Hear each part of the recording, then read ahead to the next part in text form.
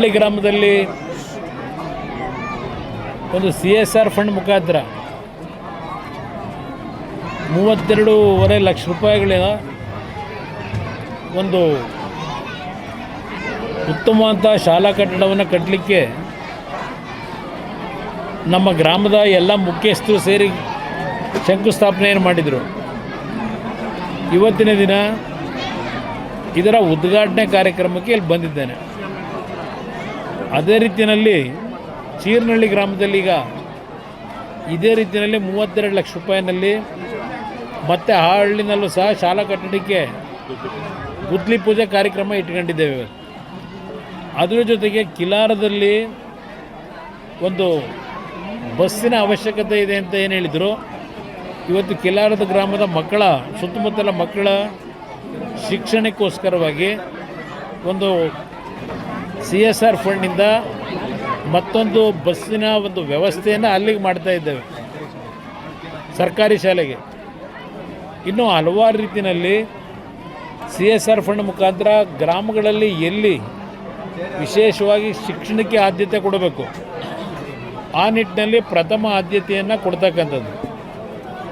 ಅದ್ರ ಜೊತೆಗೆ ಈಗ ಮಂಡ್ಯ ಜಿಲ್ಲೆಯ ಅಭಿವೃದ್ಧಿಗೆ ಮಂಡ್ಯ ಜಿಲ್ಲೆಯಲ್ಲಿ ಹಲವಾರು ಭಾಗದಲ್ಲಿ ರಸ್ತೆಗಳ ಒಂದು ನಿರ್ಮಾಣಕ್ಕೆ CRFನ ಅಡಿನಲ್ಲಿ 54 ಕೋಟಿ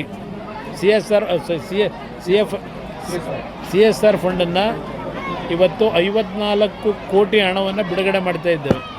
ಅದಕ್ಕೆ ಒಂದು ಕಾರ್ಯಕ್ರಮಗಳಿಗೆ ಪೂಜೆ ಮಾಡಲಿಕ್ಕೆ ಸದ್ಯದಲ್ಲೇ ಮತ್ತೆ ಇನ್ನೊಂದು ಪ್ರೋಗ್ರಾಮ್ ಆಗ್ತಾ ಇದ್ದೇನೆ.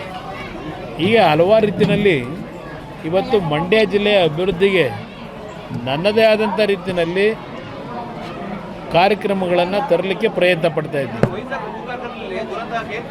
ನಿನ್ನೆ ದಿನದ ಅದು 37 ವರ್ಷದಲ್ಲಿ ಈ ರೀತಿಯ ಒಂದು ಪ್ರಕರಣ ಕಂಡಂಥದ್ದು ಮೊದಲನೆಯ ಪ್ರಕರಣ ಅಂತಕ್ಕಂಥದ್ದನ್ನು ಅಲ್ಲಿಯ ಕಾರ್ಮಿಕರು ನಿನ್ನೆ ನನ್ನ ಮುಂದೆ ಹೇಳಿದ್ರು.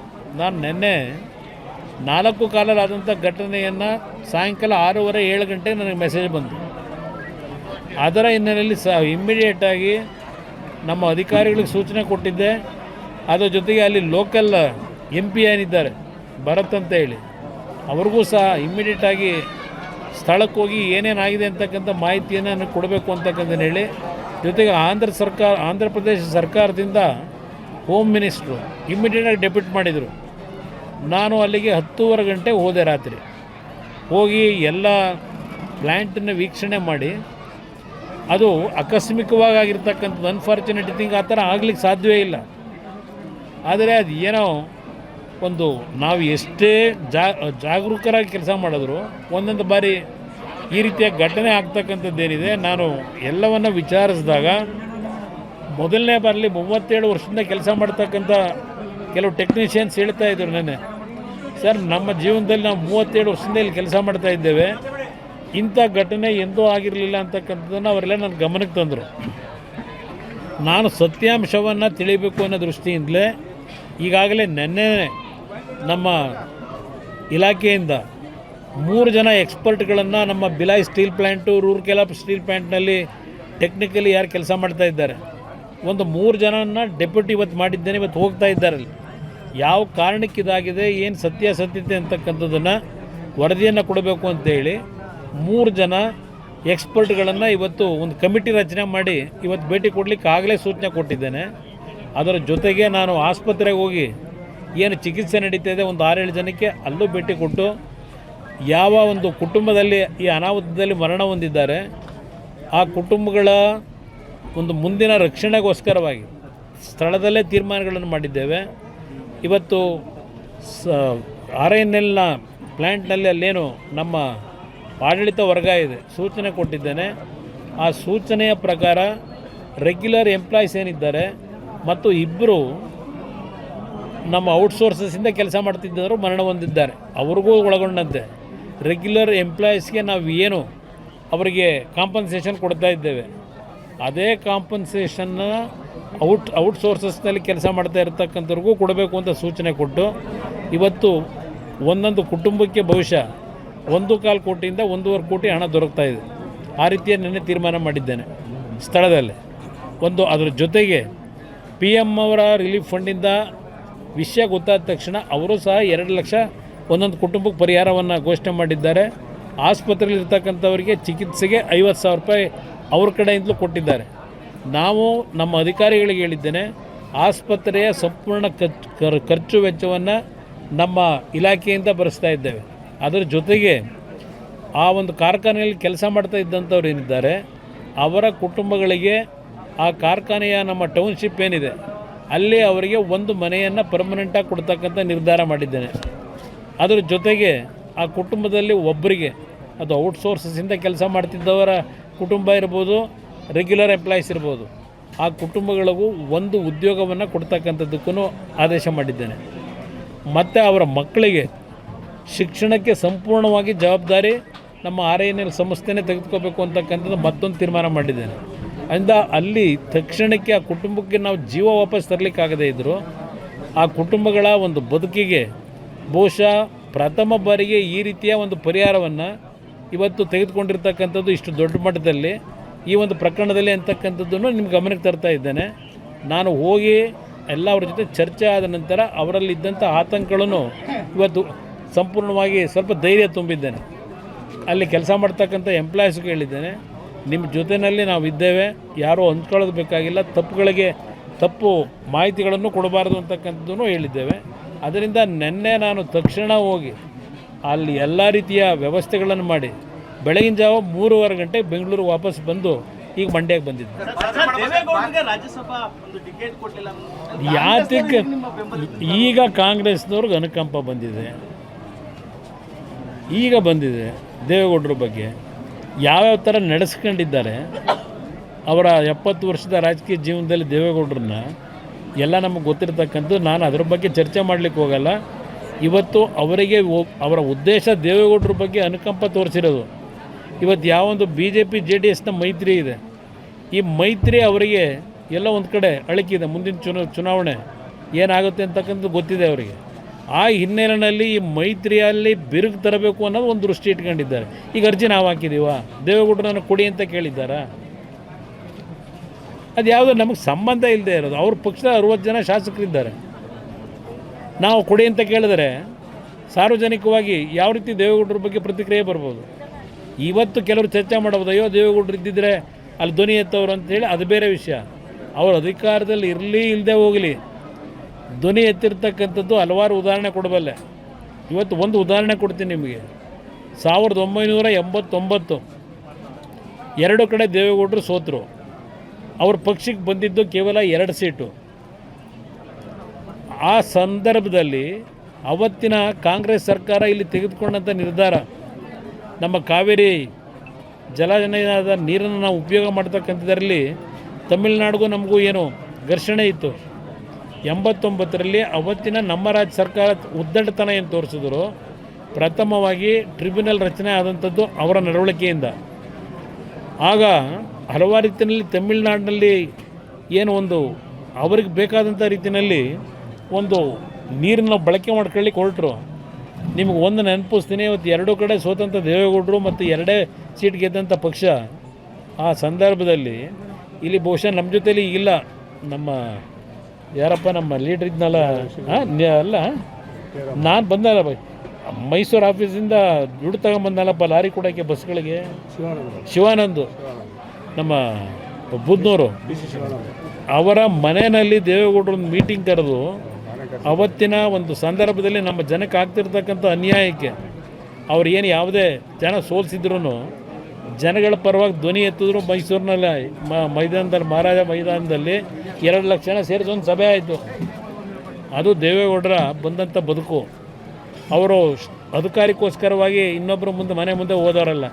ಪ್ರಧಾನಮಂತ್ರಿ ಅಂತ ಸ್ಥಾನನೇ 5 ವರ್ಷ ಉಳಿಸ್ಕೊಳ್ಳೋಕೆ ಅವಕಾಶ ಇದ್ದಿದ್ದನ್ನು ಸ್ವಾಭಿಮಾನಕ್ಕೆ ಧಕ್ಕೆ ಆದರೆ 1 ನಿಮಿಷ ಇಲ್ಲಿರಲ್ಲ ಅಂತ ಬಂದಂಥವ್ರು.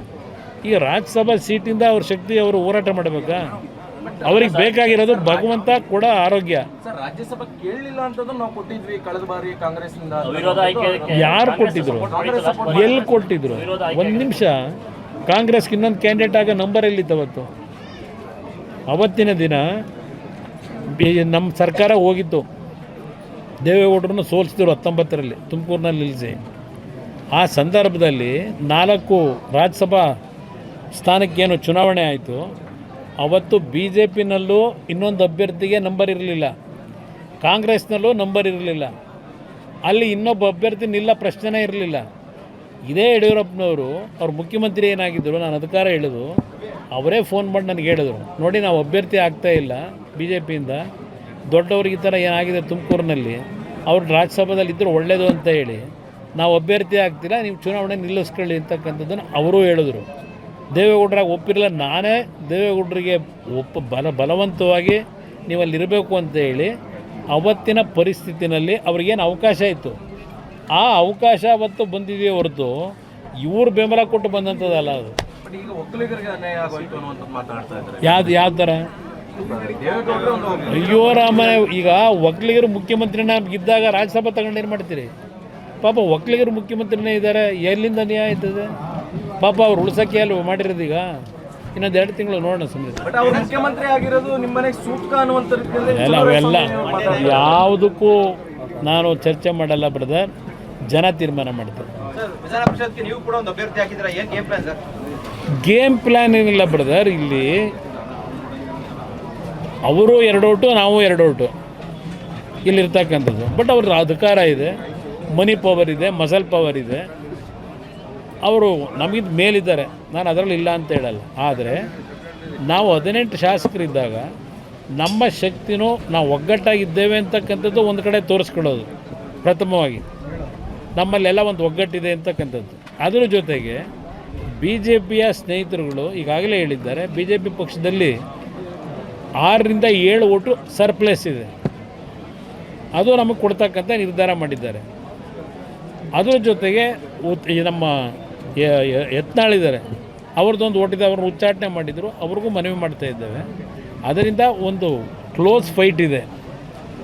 ಅದರಿಂದ ಇಲ್ಲಿ ಕೆಲವು ಮಾಧ್ಯಮದಲ್ಲಿ ಅದೆಂಥದ್ದು ಕುದುರೆ ವ್ಯಾಪಾರ, ಆ ವ್ಯಾಪಾರ ಅಂತಕ್ಕಂಥದ್ದು ಏನಿದೆ, ಅದರ ಅವಶ್ಯಕತೆ ಇಲ್ಲ.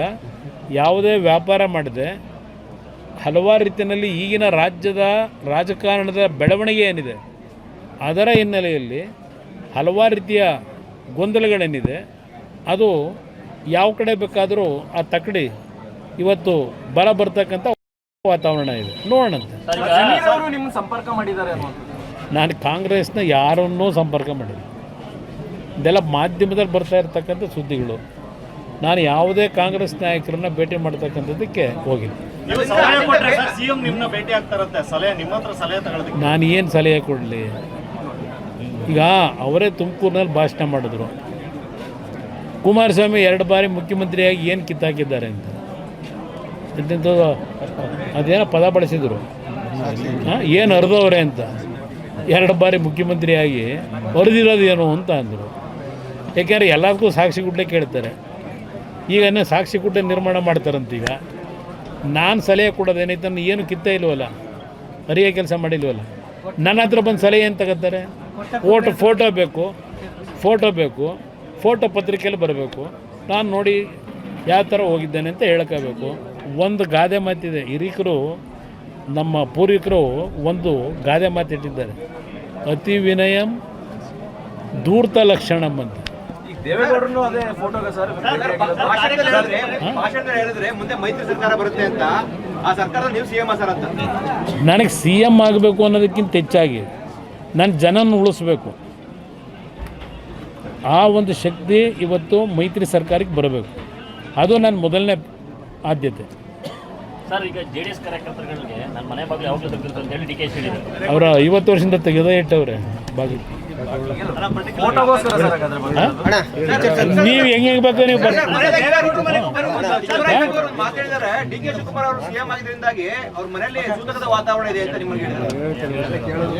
ಜನ ತೀರ್ಮಾನ ಮಾಡ್ಕೊತಾರೆ, ಅದ್ರ ಬಗ್ಗೆ ಎಲ್ಲ. ಉಜ್ವಲ ಯೋಜನೆದು ಒಂದ್ ಕಡೆ ಗ್ಯಾಸ್ ಪ್ರೈಸ್ ಆಯ್ತು, ಇನ್ನೊಂದ್ ಕಡೆ 9 ಸಿಲಿಂಡರ್ ಕೊಡ್ತಿದ್ದವ್ರು ಈಗ 4 ಇಳಿಸಿದ್ದಾರೆ. ಇದು ಜನಗಳು ಹೊರೆ ಆಗಲ್ಲ. ಇಲ್ಲಿ ಪ್ರಶ್ನೆ ಇವತ್ತು ಜನಗಳಿಗೆ ಎಲ್ಲ ರೀತಿಯ ಸುಲಭವಾಗಿ ದರದಲ್ಲಿ ಕೊಡಬೇಕು ಅಂತಕ್ಕಂಥದ್ದು ಕೇಂದ್ರ ಸರ್ಕಾರದ ಒಂದು ಕಮಿಟ್ಮೆಂಟ್ ಇದೆ. ಆದರೆ ಇವತ್ತು ಕೊಲ್ಲಿ ರಾಷ್ಟ್ರಗಳಲ್ಲಿ ಯುದ್ಧ ಏನು ನಡೀತಾ ಇದೆ, ಈಗಾಗಲೇ ಮತ್ತೆ ನೆನ್ನೆಯಿಂದ ಪ್ರಾರಂಭ ಆಗಿದೆ.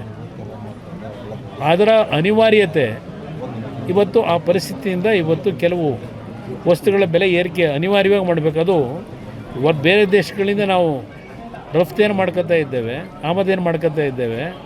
ಇವತ್ತು ಬೆಲೆ ಎಲ್ಲದೂ ಜಾಸ್ತಿ ಆಗ್ತಿದೆ. ಹಲವಾರು ದೇಶಗಳಲ್ಲಿ ಇವತ್ತಿಂಥ ಒಂದು ಪರಿಸ್ಥಿತಿ ಆ ಯುದ್ಧದಿಂದ ಪ್ರಾರಂಭ ಆಗಿದೆ.